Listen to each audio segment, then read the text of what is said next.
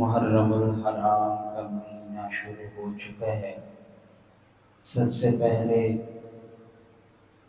ہمیں یہ معلوم ہونا چاہیے کہ جس طرح یہودیوں کا اور عیسائیوں کا سال جنوری سے شروع ہوا کرتا ہے، اسی طرح مسلمانوں کا امت محمدیہ کا سال محرم الحرام سے شروع ہوتا ہے، اور جب بھی ان کا سال آتا ہے تو وہ آپس میں ایک دوسرے کو مبارکبادیاں پیش کرتے ہیں، خوشیاں مناتے بھی ہیں، اور سوشل میڈیا بھی اس سے بھرا ہوا ہوتا ہے۔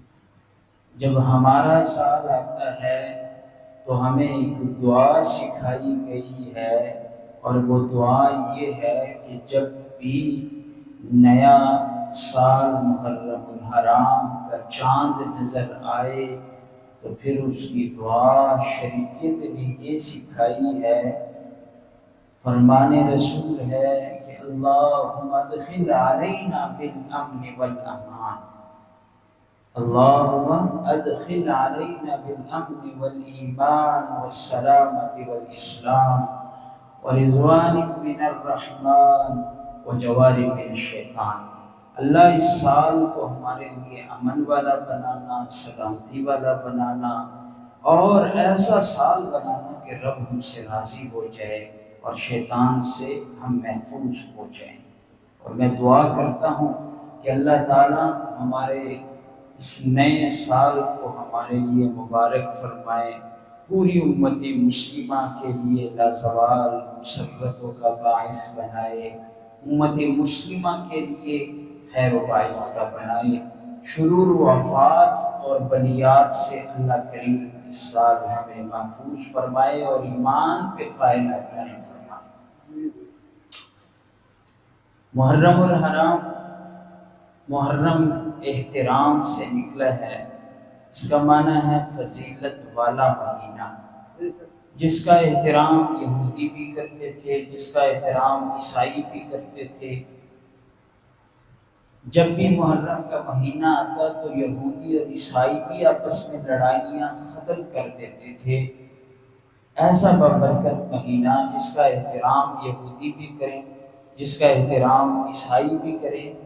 حدیث پاک میں فضیلت انہی کی بیان ہوئی ہے کہ اشہر حرم، اور یہ اشہر حرم 4 مہینے ہیں، رجب، ذی القعدہ، ذی الحجہ اور محرم کا مہینہ۔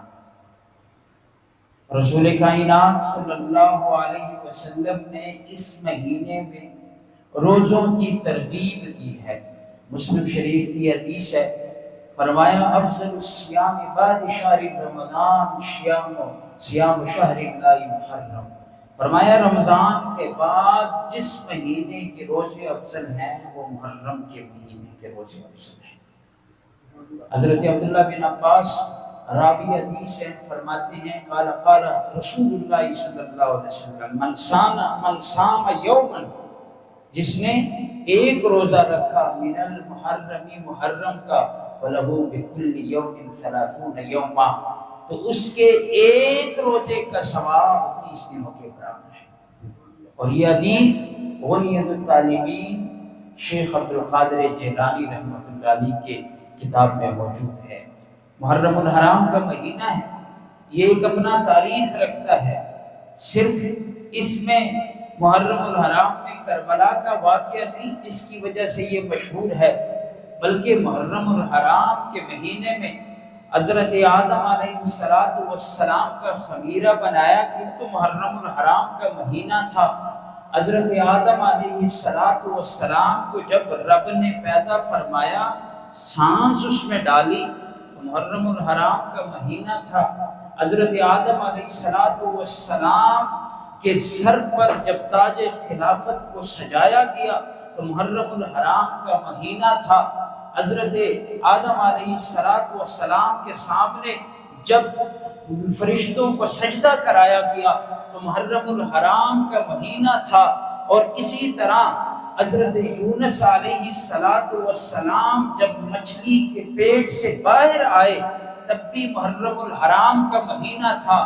حضرت نوح علیہ السلام کی کشتی طوفانوں میں کئی مہینے پانی کا سفر طے کرتی رہی، جب جودی پہاڑ پہ ٹھہری تو محرم الحرام کا مہینہ تھا۔ اور اسی طرح حضرت ابراہیم خلیل اللہ کو جب نمرود نے آگ میں ڈالا تھا تو جس وقت حضرت ابراہیم خلیل اللہ آگ سے باہر آئے تو آگ کے چپنے سے باہر نکلنا تھا تو وہ بھی محرم الحرام کا مہینہ تھا۔ حضرت یعقوب علیہ السلام کا بیٹا گم ہوا، حضرت یوسف علیہ السلام کی یاد پہ روتے رہے، جب ان دونوں کی ملاقات کئی سالوں بعد ہوئی تو محرم الحرام کا مہینہ تھا۔ حضرت یوسف علیہ السلام جب خلافت کے تخت پہ بیٹھے تب بھی محرم الحرام کا مہینہ تھا۔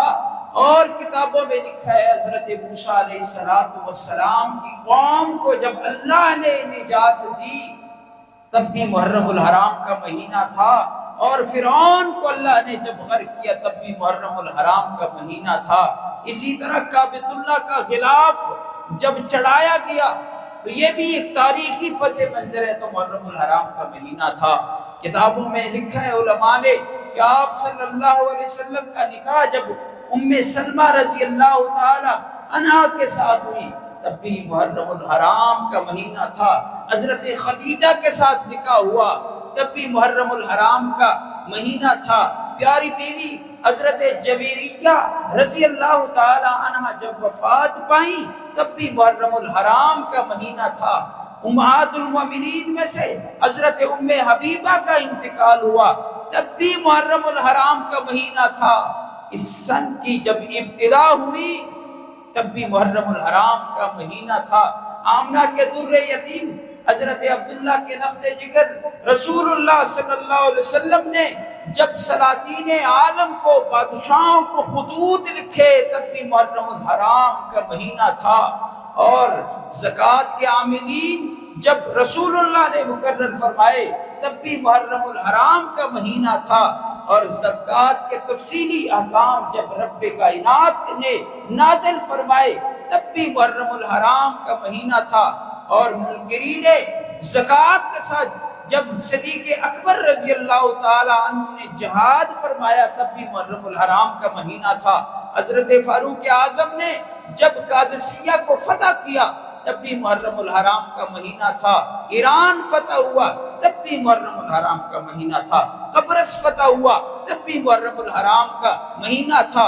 مصر میں پہلی سلطنت جب اسلام کی قائم ہوئی تو محرم الحرام کا مہینہ تھا۔ اور سسر پیغمبر امیر المومنین داماد شیر خدا حضرت عمر فاروق رضی اللہ تعالیٰ نے جب جام شہادت نوش فرمایا تب بھی محرم الحرام کا مہینہ تھا۔